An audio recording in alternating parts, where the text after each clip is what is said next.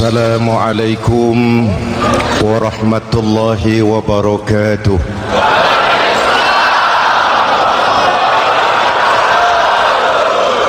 Alhamdulillahillazi ja'ala Ramadhana syahra siyami lil mu'minin. Wassalatu wassalamu ala asyrafil mursalin Sayyidina Muhammadin wa ala alihi wa sahbihi ajma'in, amma ba'du.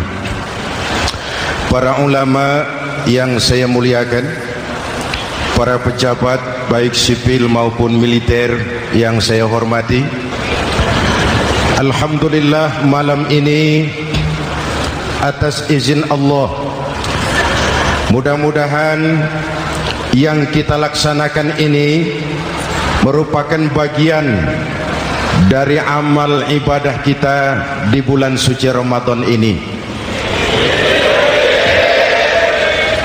Hadirin, reformasi terbesar adalah reformasi yang dilakukan oleh baginda Nabi besar Muhammad sallallahu alaihi wasallam.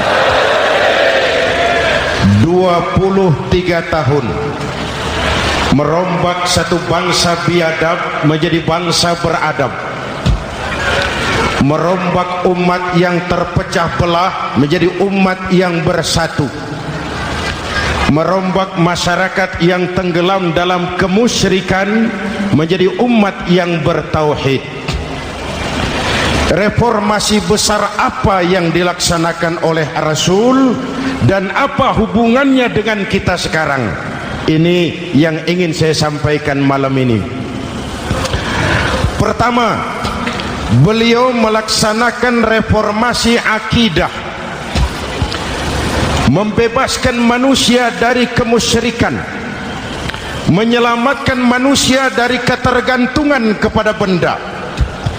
13 tahun beliau berjuang di kota Makkah hanya untuk menanamkan la ilaha illallah Muhammadur Rasulullah. Dari sana segalanya dimulai, meletakkan fondasi. Saya yakin tidak ada Tuhan selain Allah dengan seluruh konsekuensinya. Kalau saya yakin tidak ada Tuhan selain Allah, maka saya tidak akan menyembah kecuali hanya kepada Allah. Orang yang benar fondasinya, benar sujudnya. Jelas? Kalau saya yakin tidak ada Tuhan selain Allah, saya tidak akan minta rizki kecuali hanya kepada Allah. Orang yang benar fondasinya, jauh dari korupsi, jauh dari judi.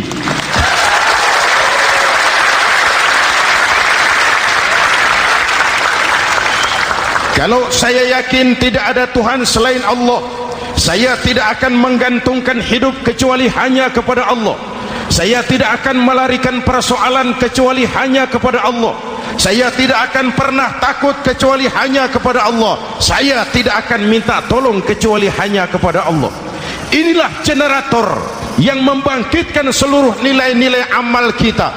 Kita puasa, kita sujud, kita jihad, itu kan karena nilai iman. Betul? Imannya tidak kelihatan, yang kelihatan gejalanya. Mic ini berbunyi karena ada strom. Percaya apa tidak? Kelihatan stromnya? Kok tahu ada strom dari mana? Dari bunyi. Ada suaranya itu, ada stromnya. Kenapa? Bunyi. Lampu menyala karena ada strom. Kipas angin berputar karena ada strom. Betul? Jadi kalau ada strom bunyi dong.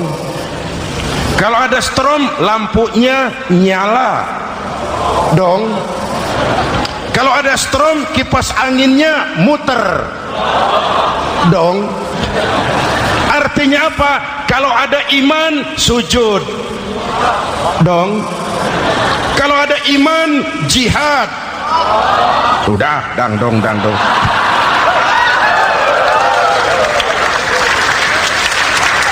seluruh amaliyah kita hanya refleksi dari nilai-nilai keimanan. Maka dimulai dengan fondasi. Kalau fondasi kuat, apapun yang mau dibangun aman.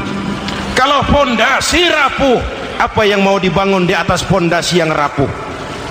Karena itu, dengan tabligh akbar ini, pesan pertama saya, mari jaga nilai-nilai iman kita. Kita masih bergelut dengan zaman susah.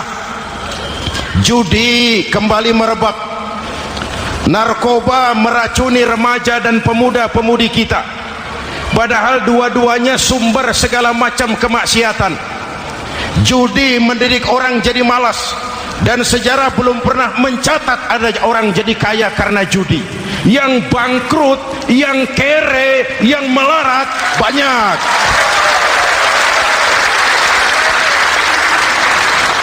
Makanya saya bersyukur di sini nggak ada yang judi.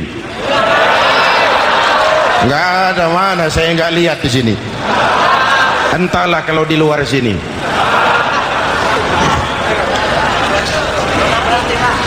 Judi itu penyakit, kalahnya bikin penasaran, menangnya bikin ketagihan. Itulah penyakitnya. Makanya lebih baik makan singkong betulan daripada makan roti mimpi.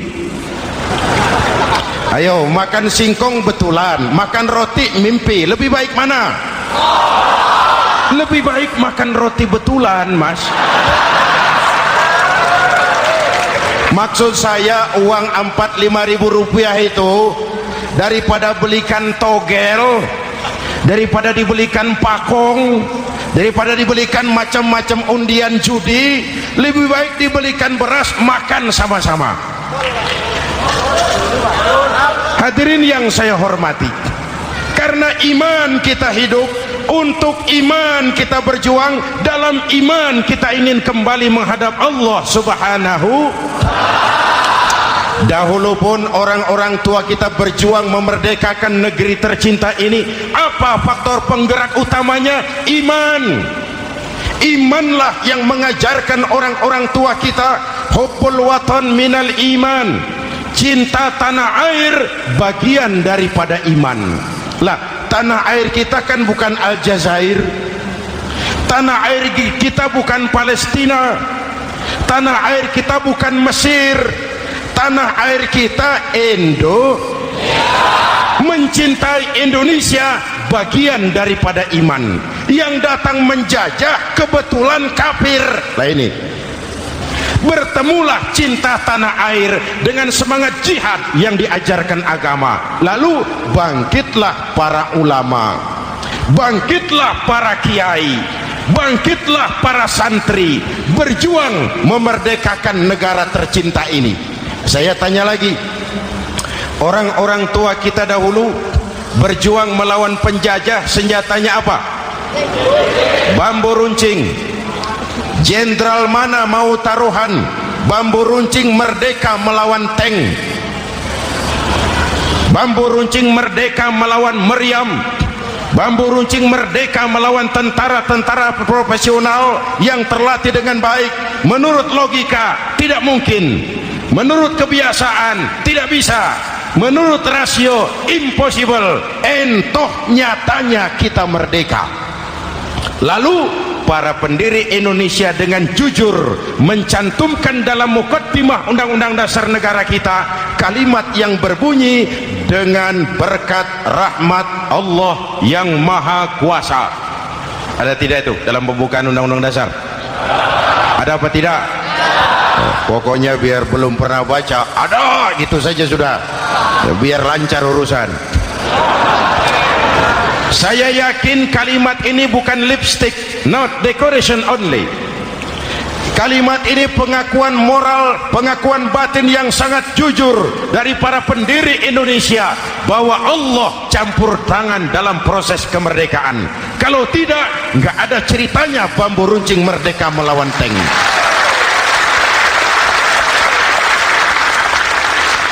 Kalau dulu iman untuk merebut kemerdekaan, sekarang iman untuk mengisi kemerdekaan.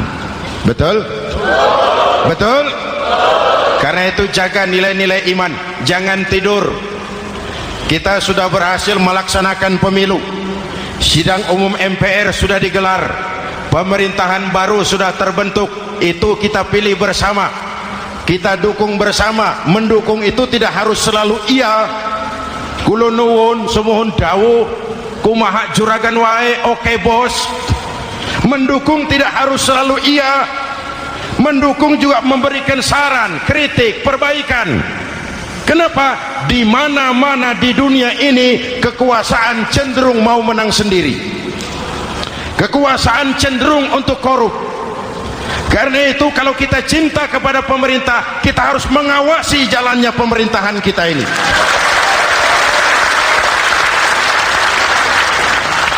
Pengalaman ketika Orde Baru berdiri, kita percaya, kita serahkan penuh, lalu kita tidur. Akhirnya kita jadi susah sendiri. Betul? Umat Islam tidak boleh jatuh dua kali di tempat yang sama. Hari ini lewat sini jatuh wajar, belum tahu barangkali. Besok lewat sini lagi jatuh lagi, goblok tenan. Masa jatuh dua kali di tempat yang sama itu bagaimana? Hadirin yang saya hormati, nilai-nilai iman, intan paling mahal, mutiara paling berharga, tidak lain nilai iman. Imanlah yang menyebabkan kita gembira menyambut datangnya Ramadan, menyingsingkan lengan baju, menghamparkan sajadah, melakukan pendekatan yang intens kepada Allah. Kenapa? Kita mengerti nilai Ramadan. Tempo hari saya berikan contoh, di tangan kanan saudara ada berlian, harganya 50 juta. Di tangan kiri saudara ada rumput seikat. Berlian dan rumput ini taruh di depan kambing. Kira-kira mana yang diambil kambing? Rumput, dasar kambing. Kambing tidak ngerti nilai berlian. Padahal kalau kambing sedikit mau pakai otak. Kalau berlian yang saya ambil, kata kambing, lalu saya bawa ke pasar, kemudian saya jual, harganya 30 juta, lalu dibelikan rumput, dapat rumput sekabupaten. Tapi kambing tidak ngerti nilai berlian, yang kambing tahu cuma rumput. Kenapa? Hidup kambing cuma melayani perut. Maka kata Imam Ali karramallahu wajhah, orang yang hidupnya hanya untuk melayani perut,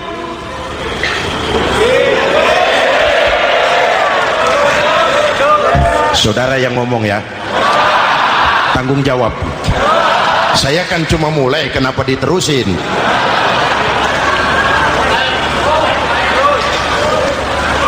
Hadirin yang saya hormati, jaga iman baik-baik, wariskan kepada anak-anak kita. Mereka harapan kita semua, mereka masa depan Indonesia.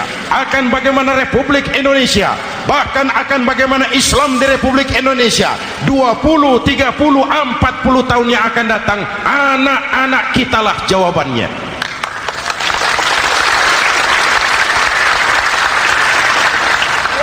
Mereka mau jadi apa, persilahkan, asal iman merupakan landasan hidupnya. Anak-anak kita boleh jadi jenderal asal jenderal beriman, boleh jadi pejabat, pejabat beriman, jadi pengusaha, pengusaha beriman. Kalau iman landasannya aman. Jadi pengusaha, pengusaha beriman, insya Allah timbangannya tidak curang, ekonomi lancar, masyarakat tenang. Jadi petani, petani beriman, insya Allah tidak menggarap tanah yang bukan miliknya.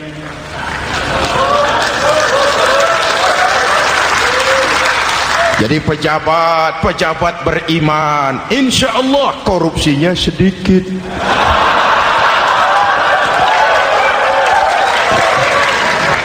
Jadi jenderal, jenderal beriman, insya Allah berjuangnya bersama ulama, bukan nangkepi ulama.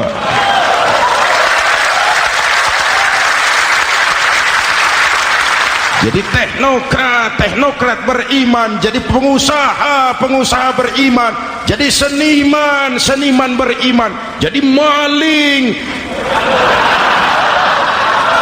Nggak ada, mana ada maling beriman. Kalau iman landasannya, insya Allah aman. Ini yang pertama. Yang kedua, baginda Nabi melaksanakan reformasi sosial. Berupa apa?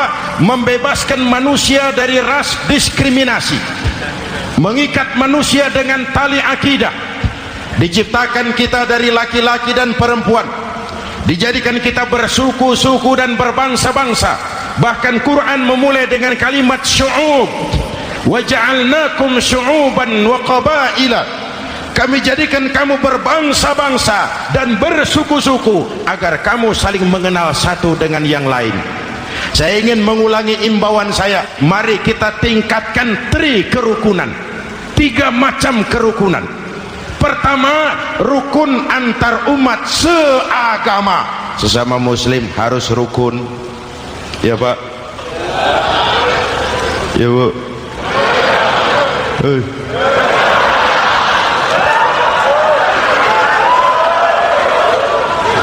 Malam ini saya tidak merasa sebagai tamu di sini. Saya hanya keluarga di tengah-tengah keluarganya.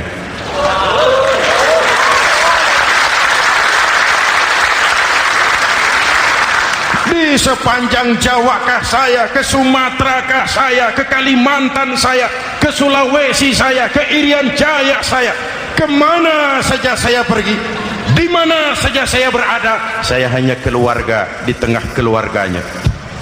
Sebagai muslim kita terikat akidah. Sebagai bangsa kita punya komitmen, kita ingin bersatu nusa, satu bangsa, satu. Inilah kita. Hadirin yang saya hormati, rukun antar umat seagama. Hura-hura pemilu sudah lewat, ekses-eksesnya harus kita hilangkan. Boleh jadi kemarin-kemarin karena berbeda kaos sama teman gak teguran. Yang sudah-sudah, yang penting sekarang ke depan. Sudah capek kita rakyat diobok-obok. Sudah datang saatnya kita meluruskan saf, merapatkan barisan, menggalang semangat kebersamaan. Rukun antar umat seagama. Begitulah malam ini saya hadir di tengah keluarga sendiri. Yang mengikat kita apa? Akidah. Di masjid kita ditemukan, dan inilah simbol kehidupan umat. Tadi kita sholat isya dan tarawih di sini, menghadap ke arah yang sama, menyembah Allah Tuhan yang sama, melakukan gerak yang sama, membaca bacaan yang sama, dengan bahasa yang sama. Betul? Tapi kita datang dari segala penjuru. Kita datang dari sebelah lor, sebelah kidul, sebelah wetan, sebelah kulon. Di sini di masjid ini kita menghadap ke arah yang sama. Kita yang hadir di sini boleh jadi ada yang dari Sumatera, Kalimantan, Sulawesi, Irian Jaya, tapi kita adalah Indonesia. Jelas? Jelas? Saya sering kasih contoh, coba kalau sholat pakai bahasa masing-masing, ramai masjid, bingung malaikat. Ini Indonesia ramai karena tiap provinsi sholat pakai bahasa masing-masing. Kalau Riau bicara sendiri, Ambon bicara sendiri, Aceh bicara sendiri, Irian bicara sendiri, ramai masjid. Jelas? Jelas? Yang imam pakai bahasa Indonesia, takbir, Tuhan yang maha besar. Gagah sekali, bingung malaikat. Kembali kita kalau sholat pakai bahasa masing-masing. Betapa ramainya masjid. Itu cermin dari bangsa yang tidak bisa menjaga kesatuan dan persatuan. Uni Soviet almarhum Al-Mal'un itu negara adidaya, negara adikuasa, bersama-sama dengan Amerika menjadi polisi dunia. Tetapi kemudian dihantam oleh glasnost yang kebablasan. Gorbachev terpental, Soviet pecah jadi negara kecil berkeping-keping. Mimpi mengembalikan Soviet seperti dulu. Begitulah kalau kita biarkan benih-benih disintegrasi ini terus berkembang, tidak ada lem perekat, maka kita akan pecah berkeping-keping dan kita akan jadi satu bangsa yang kecil. Oleh karena itu, yang pertama, jaga kerukunan antar umat seagama. Berbeda pendapat boleh, berpecah belah jangan. Berbeda partai oke, tapi berbeda dalam wawasan bernegara jangan. Jujur saja, saya kemarin musim pemilu itu sudah agak pesimis melihat. Batin saya menjerit, ya Allah, kenapa umat jadi begini? Kenapa umat harus terkotak-kotak? Terlalu banyak partai-partai Islam waktu itu, 20 lebih. Begitu sidang umum MPR berjalan, saya mulai melihat titik optimisme. Ada yang mengkristal, di mana orang tidak lagi melihat partainya, tetapi melihat nilai-nilai imannya. Itulah yang memang utama buat kita.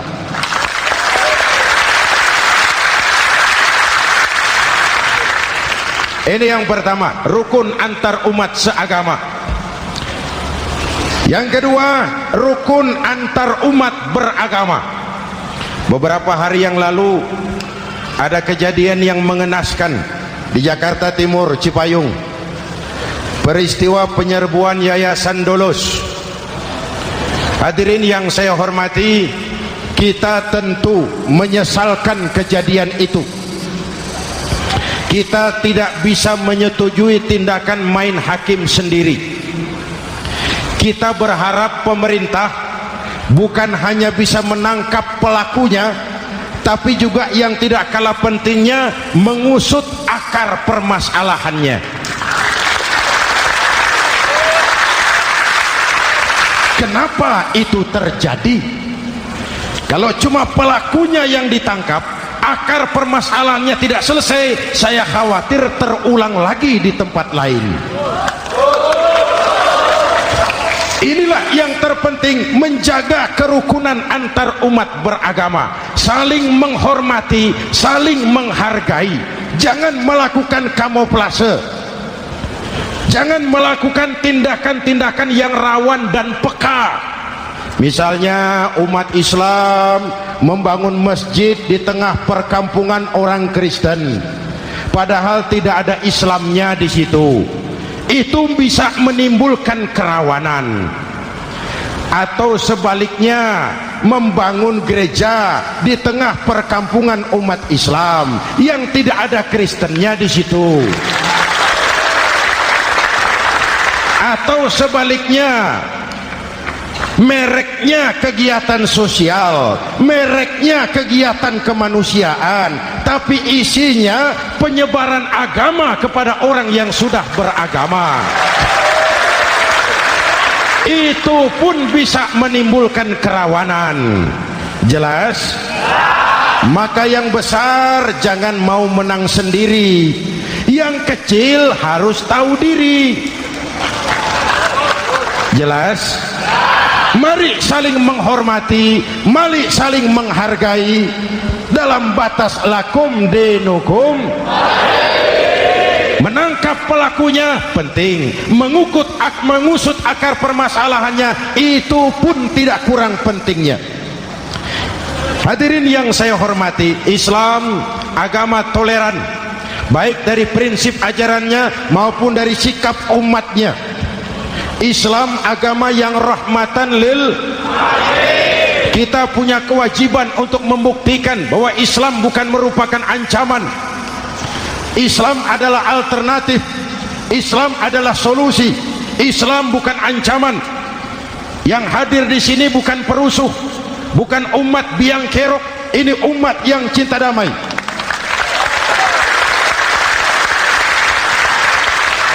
Ini umat yang tidak pernah mencari-cari musuh, tapi juga tidak akan pernah lari kalau bertemu musuh.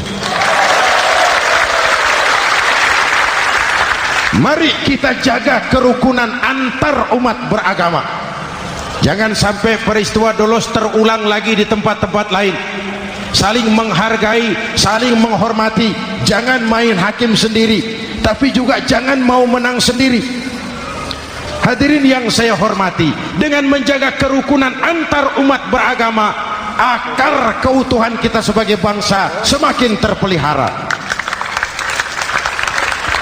Lalu yang ketiga, rukun antar umat beragama dengan pemerintah. Tadi kita sholat di sini itu ada imam, ada makmum, betul? Kalau makmum siapa saja boleh, Mas. Tidak ada pemilihan makmum. Fikih itu ketat kalau sudah memilih imam. Ini makmum siapa saja. Pak, itu orang pemabuk itu, boleh jadi makmum. Suka mencuri, Pak, boleh jadi makmum. Bacaannya tidak fasih, boleh jadi makmum. Ketinggalan 1 rakaat, boleh jadi makmum. Tapi tidak tiap orang boleh jadi imam. Kenapa? Imam mau mimpin orang banyak. Kalau dia bodoh, bagaimana nasib makmumnya?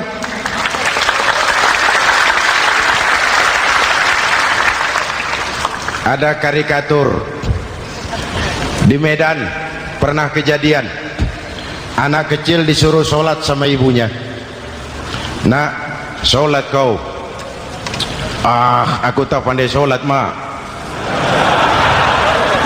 Si Ucok rupanya ini. Kata ibunya, sudahlah, kau ikuti saja bapakmu tuh. Apa yang bapak mau kerjakan, kau ikuti sajalah. Jadi lama, kalau ikut saja bisa laku. Berangkatlah anak ini kan, sholat di belakang bapaknya, jadi makmum. Sholat di balai bambu, tidak pakai tikar.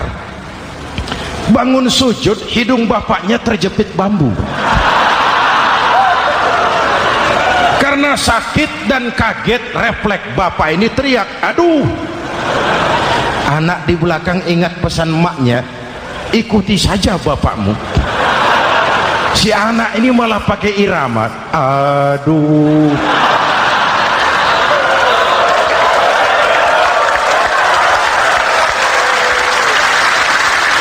Lah, ada yang lebih gendeng lagi. Mendengar anaknya mengaduh, bapaknya menoleh ke belakang. Kata bapaknya, kau kejepit juga, Cok, katanya. Sholat jadi ngobrol. Kalau makmum dan imam sama bodohnya, rusak sholat ini.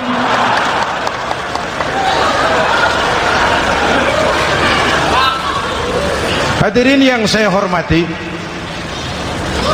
rukun antar umat beragama dengan pemerintah, pemerintah yang legitimate, yang dihasilkan lewat proses demokrasi. Benarnya kita dukung, salahnya kita tegur, kita kritik, kita perbaiki, kita berikan saran-saran yang baik. Sekali lagi, jangan tidur. Sudah lewat masanya. Kemarin-kemarin kita menghadapi satu masa yang penuh krusial. Sudah datang saatnya kita bersama-sama bahu-membahu mengatasi kesulitan besar yang tengah kita hadapi sekarang ini. Dengan 3 kerukunan ini, insya Allah keutuhan kita sebagai bangsa akan lebih terpelihara. Ini reformasi kedua. Dalam konteks kita sekarang, menjaga semangat kebersamaan. Saya sering mempopulerkan di masyarakat kita, umat Islam bangsa Indonesia seperti 5 jari ini. Kalau kompak, apa yang tidak terpegang. Tapi kalau berpecah belah, apa yang mau dipegang? Yang ini namanya ibu jari. Umaro ini, pemerintah. Kerja apa saja kalau sudah diginikan pemerintah, lumayan. Diginikan kiamat, Mas. Legalitas. Umaro. Yang ini telunjuk, alat untuk menunjuk. Ini orang yang punya uang, orang kaya, para pengusaha, investor. Kita perlu untuk memulihkan roda perekonomian kita. Di mana-mana kalau orang sugih nunjuk, lancar urusan, Pak. Coba kita yang melarat nunjuk-nunjuk ini, nggak laku, Pak. Makanya kata orang, serba salah jadi orang susah, tapi lebih susah jadi orang serba salah. Serba salah jadi orang susah, tapi lebih susah jadi orang serba salah. Telunjuk. Yang ini jari tengah lah ini, di tengah dia, ke kanan tidak, ke kiri tidak. milik semua golongan ini, netral. Siapa ini? TNI. Siapa ini? Cendekiawan. Siapa ini? Ulama idealnya itu. Milik semua, tidak kemana-mana tapi ada di mana-mana. Nggak bisa diajak suitan ini. Nggak ada anak-anak main kelereng suitnya begitu, itu nggak ada.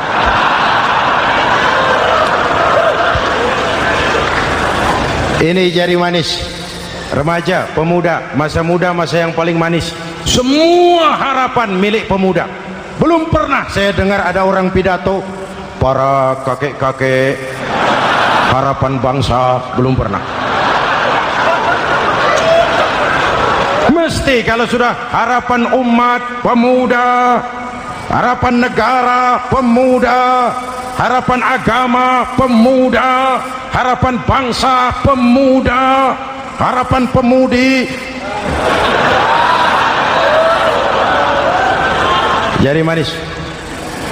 Yang ini kelingking, jari paling kecil ini. Ini kaum wanita ini. Perempuan kecil tapi mantap. Masya Allah. Ini ibu jari ini besar ini. Sweet ketemu kelingking, kalah ibu jari ini. Di mana-mana kekuasaan sering kalah sama perempuan. Siapa yang mendorong-dorong Nabi Adam memetik pohon buah khuldi? Kelingking. Kelingking. Kelingking. Julius Caesar tunduk kepada Cleopatra. Siapa Cleopatra? Kelingking.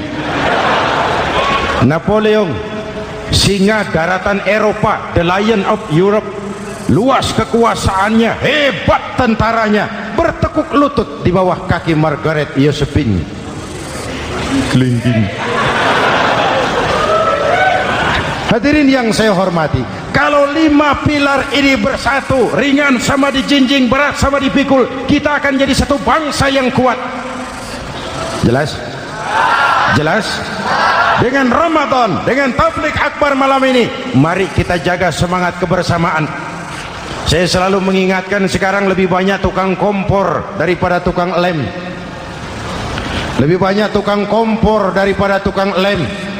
Hangati sana, sulut sini, bakar sana, panasi sini, terbakar kita, dia lari tepuk tangan, dan kita yang rugi. Jelas? Jelas? Ini hal yang kedua. Reformasi sosial mengikat manusia dengan tali akidah, mempersaudarakan manusia dari manapun orang datang, apapun warna kulitnya, dari suku apapun ia dilahirkan, kalau akidahnya sama, itulah saudara kita.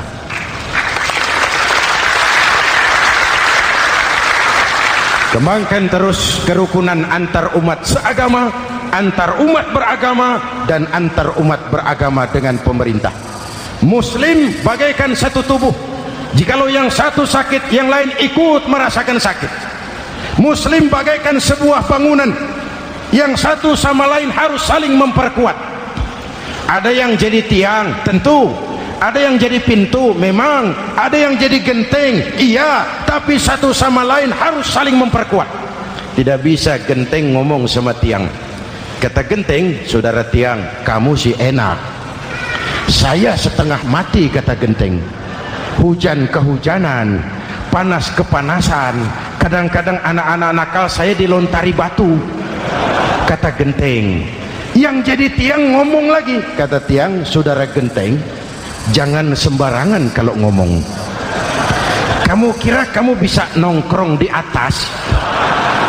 Itu gara-gara siapa genteng? Aku yang topang dari bawah. Kata tiang.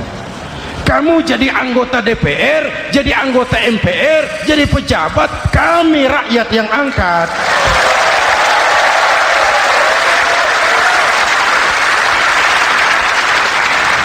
Jangan waktu di bawah rajin ngamalkan ayat kursi, dapat kursi lupa sama ayat.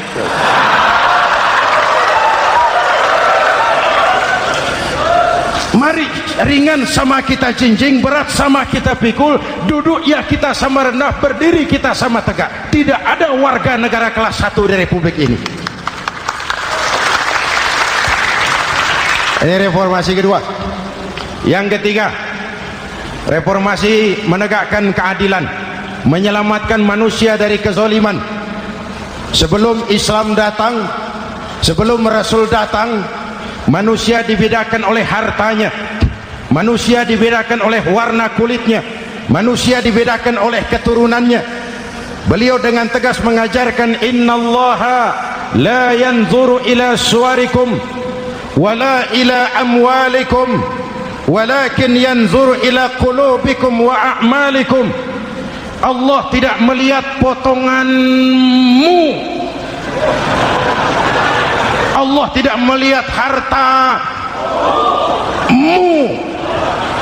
Yang Allah lihat itu hatimu dan amal perbuatan.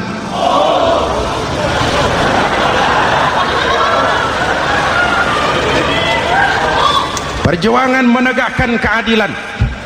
Hadirin yang saya hormati, itulah yang menyebabkan reformasi kita menggelinding, menuntut keadilan, baik keadilan di bidang politik, keadilan di bidang ekonomi, keadilan di bidang hukum. Nabi pernah mengingatkan, hakim, kata Nabi, itu ada 3 macam. Al-qudatu salasatun. Hakim ada 3 macam. 1 di surga, 2 di neraka. Hadirin yang saya hormati, siapa yang hakim ke surga itu? Ada hakim yang tahu tentang kebenaran, lalu siap melaksanakan kebenaran itu, menghukum dengan kebenaran apapun resikonya, walaupun dimusuhi atasannya, walaupun bertentangan dengan nuraninya, karena itu orang yang dia sukai, tapi dia tetap melaksanakan hukum. Hakim yang mengerti tentang kebenaran sesuatu lalu melaksanakan hukum dengan kebenaran itu yang akan sampai ke surga.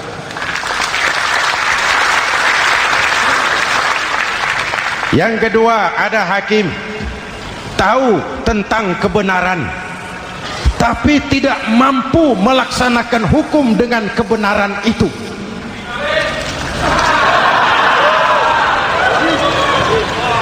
Tahu sesuatu itu benar tetapi tidak punya nurani untuk membela kebenaran, mengetahui kebenaran tapi tidak berdaya untuk memperjuangkan kebenaran.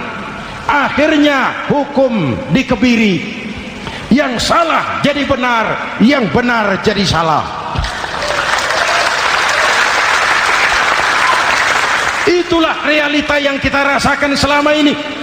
Yang baca Quran dengan suara merdu dapat piala, yang mengamalkan Quran dengan konsekuen dapat penjara, yang berteriak-teriak menegakkan keadilan dianggap aneh, yang korupsi habis-habisan hidup terhormat.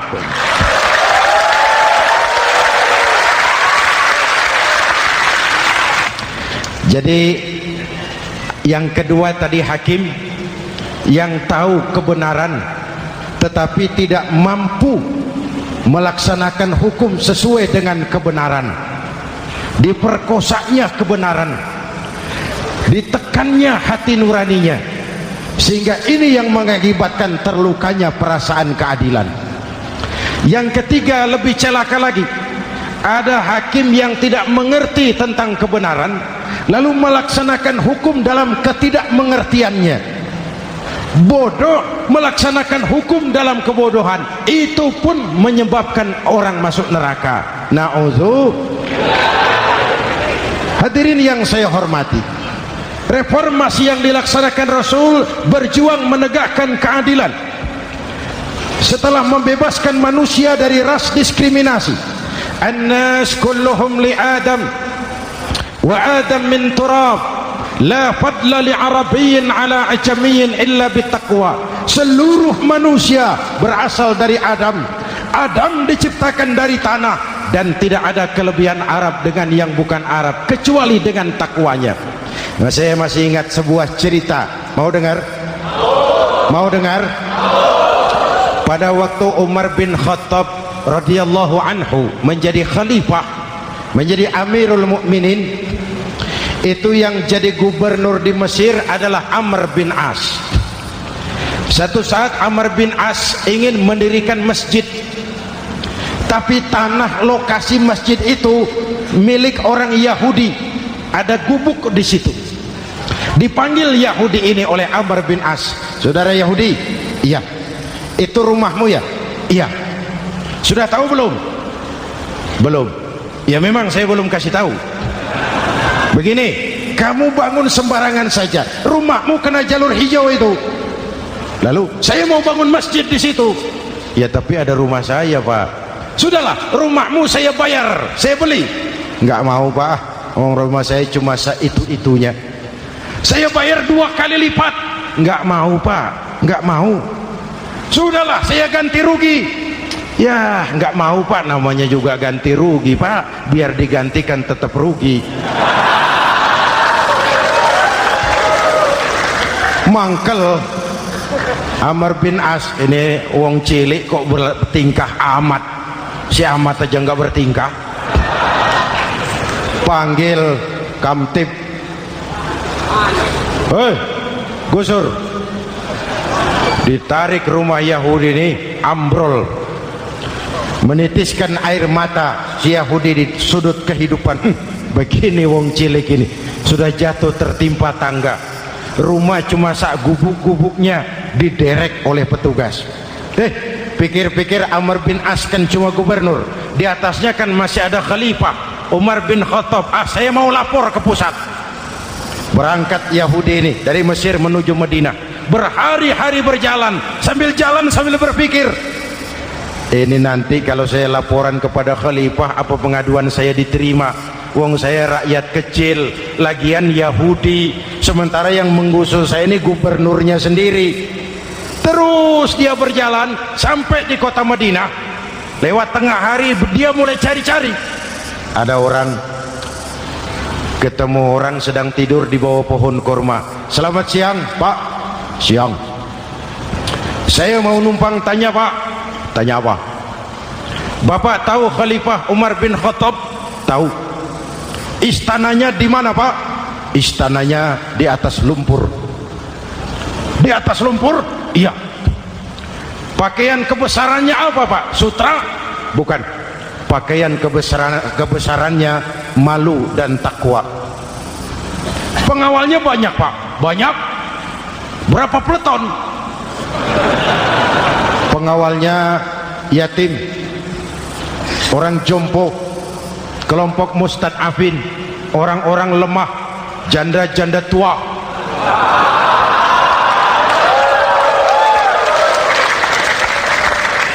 Itu pengawalnya.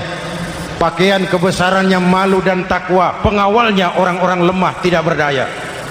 Kok begitu, Pak? Begitulah Umar bin Khattab. Orangnya sekarang di mana, Pak? Di depan kamu. Jadi Bapak, iya. Bapak, iya. Saya Umar.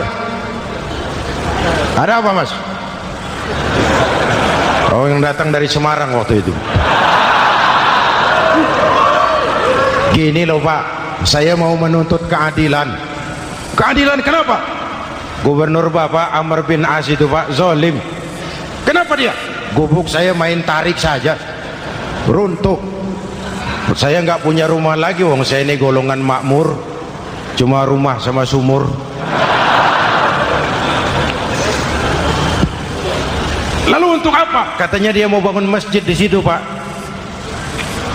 Dipaksanya rumah kamu ditarik sampai runtuh. Iya. Yahudi. Ya, Pak. Itu ada tempat sampah ya. Betul, Pak. Di situ banyak tulang unta. Coba kau cari satu tulang unta bawa ke sini.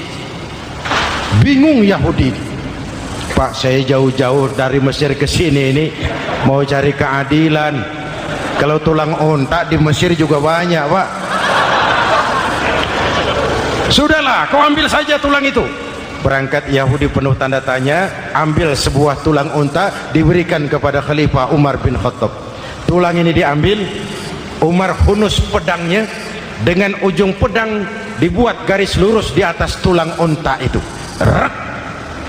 Selesai. Yahudi, iya Pak, sekarang kau kembali ke Mesir, serahkan tulang ini kepada Umar bin Amr bin As. Makin bingung Yahudi, jauh-jauh datang kemari kira mau dapat keadilan, cuma dapat tulang. Ya sudahlah, namanya wong cilik, berangkat dia pulang ke Mesir. Berhari-hari sampai di Mesir. Pak Gubernur, ya lapor. Ada apa Yahudi? Saya dari pusat.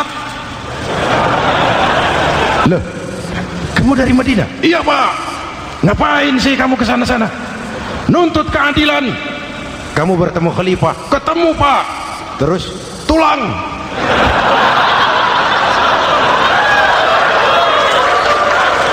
Ini loh Pak, salam dari beliau, tulang. Apa maksudnya? Aku nggak ngerti lah itu Pak. Yes, gorene. Diambil tulang itu. Amr bin As melihat ada garis lurus dengan ujung pedang, gemetar badannya, keringat bercucuran. Kepala proyek dipanggil. Mas, ini proyek masjid batal, gubuk Yahudi dirikan lagi. Loh Pak, kata kepala proyek, saya kan sudah menang tender Pak.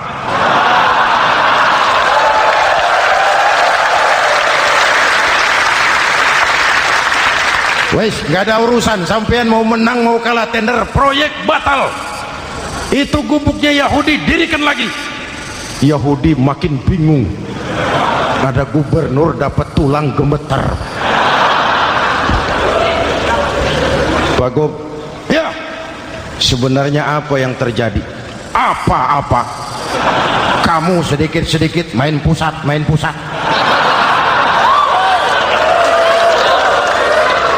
Yang ngomong dulu toh. Ya kan awalnya saya sudah ngomong Pak, tapi gubuk saya tetap ditarik. Percuma ya saya ke pusat Pak.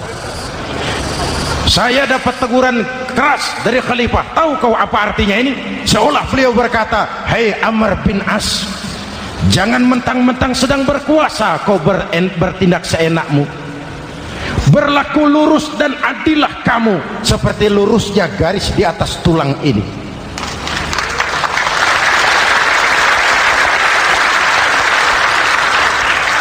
Kalau kau tidak lurus, kalau kau tidak berlaku adil, aku yang akan meluruskanmu dengan pedangku. Itu bahasa simbolik. Siapa yang gak gemeter? Kamu. Pusat. Wedus. Ya ini nek coro kita. Oh Pak, kalau begitu Islam adil ya Pak? Adil. Jadi saya menang Pak. Menang kamu. Padahal saya Yahudi. Tapi menang ya. Menang. Pak sudahlah kalau begitu Pak. Bagaimana? Itu gubuk saya ambil saja Pak. Tanah-tanahnya sak gubuk-gubuknya Bapak ambil. Silahkan kalau mau dibangun masjid. Tidak cuma sekedar itu Pak. Mulai hari ini Bapak dengarkan, asyhadu an la ilaha illallah wa asyhadu anna muhammadar rasulullah.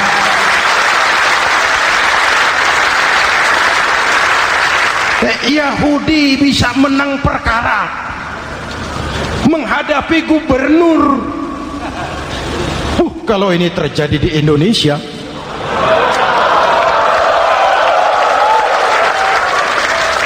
amin. Oke, lalu siapa pemimpin adil itu? Setiap kita kan pemimpin. Presiden pemimpin di negaranya, gubernur pemimpin di provinsinya, bupati pemimpin di kabupatennya, Pak Camat pemimpin kecamatannya, Pak Lurah pemimpin di kelurahannya, suami pemimpin di rumah tangganya, anak muda pemimpin bagi dirinya. Dan setiap kita akan dimintakan tanggung jawab. Anak muda pemimpin buat dirinya, nanti diminta tanggung jawab. Hei, kakimu kau bawa jalan kemana? Tanganmu ngambil apa? Lidahmu bicara apa? Matamu menteleng, apa yang dilihat? Seluruhnya akan dimintakan pertanggungan jawab. Marilah kita jadi orang yang adil kepada diri, kepada keluarga, dan akhirnya kepada masyarakat, bangsa dan negara. Hadirin yang saya hormati, satu ayat yang sering dibaca pada akhir khutbah khatib Jumat, innallaha ya'muru bil adli wal ihsan.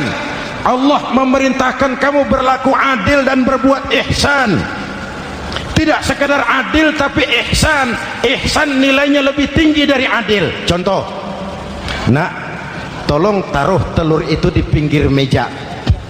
Anak yang adil apa adanya, ditaruh telur di pinggir meja. Anak yang ihsan lain. Lah iya, perintahnya sih di pinggir meja, tapi kalau pas di pinggir meja kan jatuh ke bawah, ke tengah sedikit. Ini ihsan. Oleh karena itu, mari, perjuangan menegakkan keadilan masih panjang. Jalannya tidak lurus, bertabur bunga, menanjak, menurun, banyak onak dan duri. Namun seperti yang dikatakan seorang tokoh, masih Napoleon, kalau ada 1000 orang penegak keadilan, saya satu dari yang 1000 itu. Kalau ada 100 penegak keadilan, saya juga satu dari yang 100 itu. Kalau ada 10 orang menegakkan keadilan, saya juga satu dari yang 10 itu. Kalau hanya 1 orang yang menegakkan keadilan, maka sayalah yang 1 itu. Tetap konsisten berjuang menegakkan keadilan, walaupun besok langit akan runtuh, walaupun besok akan kiamat, keadilan tetap harus ditegakkan. Ini reformasi yang ketiga, menegakkan keadilan, mengayomi masyarakat dengan hukum yang tegas. Dan Rasul menjadi contoh. Ini yang hebat. Misalnya beliau berkata, walladzi nafsi biyadihi law anna Fatimah binti Muhammadin saraqat laqata'a Muhammadun yadaha. Demi Allah, andai kata Fatimah putri Muhammad mencuri, jangan orang lain, Muhammad sendiri yang akan memotong tangannya. Hukum berwibawa, masyarakat terlindungi. Kenapa? Nabi jadi contoh. Jelas? Beliau mengajarkan orang beramal. Kepada putrinya beliau mengatakan apa? I'mali ya Fatimah, i'mali fa inni la ughni anki minallahi syai'a. Fatimah, beramal kau. Fatimah, beramal kau. Fatimah, solat kau. Fatimah, puasa kau. Fatimah, zakat kau. Fatimah, haji kau. Kalau kau tidak beramal Fatimah, aku ayahmu Rasulullah tidak akan sanggup membelamu di akhirat nanti. Ini keadilan. Tidak mentang-mentang putri kesayangan Nabi lalu sudah Fatimah kamu nggak sholat nggak apa-apa, nanti di akhirat ada papi. Jauh dari semangat nepotisme. Putri beliau sendiri ditekankan, i'mali ya Fatimah fa inni la ughni anki minallahi syai'a. Beramal kau Fatimah, kalau kau tidak beramal, aku ayahmu tidak akan sanggup membela kamu di akhirat nanti. Inilah inti dari nilai keadilan. Jauh dari nepotisme, apalagi kolusi. Hadirin yang saya hormati, lalu saya masuk kepada yang keempat. Reformasi keempat yang dilaksanakan oleh baginda Rasul, menyelamatkan manusia dari gaya hidup sekuler, menyelamatkan manusia dari gaya hidup materialis, mengajarkan keseimbangan. Ada hidup sesudah mati, ada akhirat sesudah dunia. Betul? Betul? Kalau saja tidak ada hidup sesudah mati, kalau saja tidak ada akhirat sesudah dunia, persilahkan hiduplah saenae, nek perlu saenae udelmu dewe. Sayang. Ada hidup sesudah mati, ada akhirat sesudah dunia. Ini semua calon-calon jenazah.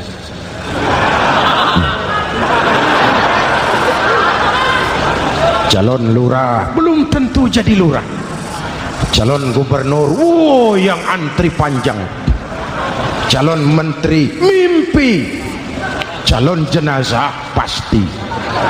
Betul? Karena ada hidup sesudah mati, ada akhirat sesudah dunia. Ini jadi rem. Saya kepengen kaya, tapi kalau menipu orang bagaimana dikubur? Saya kepengen naik pangkat, tapi kalau memfitnah orang bagaimana di akhirat? Melahirkan disiplin. Tujuan keyakinan akhirat mewarnai cara kita hidup di dunia. Hadirin, mari kita berdoa. Semoga semua yang hadir di sini dikuatkan iman dan Islam, dikokohkan kesatuan dan persatuan, dimurahkan rezeki untuk meningkatkan ibadah. Al-Fatihah. Bismillahirrahmanirrahim. Alhamdulillahirabbil alamin. Arrahmanirrahim. Maliki yaumiddin. Iyyaka na'budu wa iyyaka nasta'in. Ihdinas siratal mustaqim. Siratal ladzina an'amta 'alaihim ghairil maghdubi 'alaihim waladdallin. Amin. Nanti di akhir doa sama-sama kita kumandangkan kalimat tauhid. Bismillahirrahmanirrahim. Amin. Alhamdulillahirabbil alamin. Allahumma salli wa sallim mubarak ala sayyidina Muhammadin wa ala alihi wa sahbihi ajma'in. Allahumma rabbana taqabbal minna salatana wa siyamana wa qiyamana wa takhashu'ana wa ta'abbudana wa tammim taksirana ya arhamar rahimin.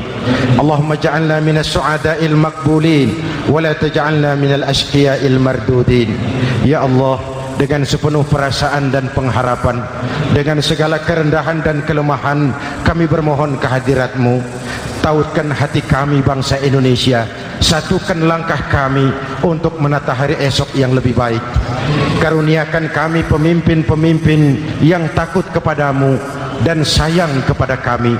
Berikan mereka kekuatan zahir dan batin untuk membawa kami rakyat dan bangsa Indonesia keluar dari kesulitan besar ini menuju masyarakat yang adil dalam kemakmuran dan makmur dalam keadilan di bawah naungan ridha-Mu. Ya Allah, selamatkan kami dari perpecahan, selamatkan kami dari pertikaian, selamatkan kami dari bahaya kemunkaran dan kezaliman. Rabbana hab lana min azwajina wa dhurriyyatina qurrata a'yun waj'alna lil muttaqina imama. Afdalu ma qultuhu ana wan nabiyyuna min qabli la ilaha illallah.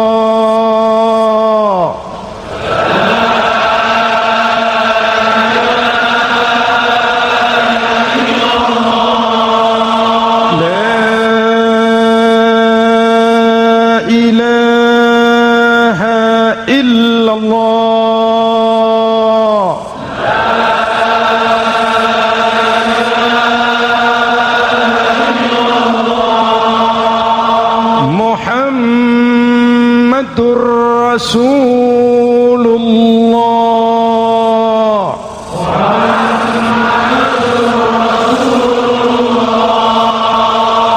Amin. Sallallahu alaihi wa alihi wa sallam. Kalimatu haqqin 'alaiha nahya wa 'alaiha namut wa 'alaiha nub'atsu insyaallah minal aminin. Rabbana atina fid dunya hasanah wa fil akhirati hasanah wa qina 'adzabannar. Wa akhiru da'wana anil hamdulillahi rabbil alamin.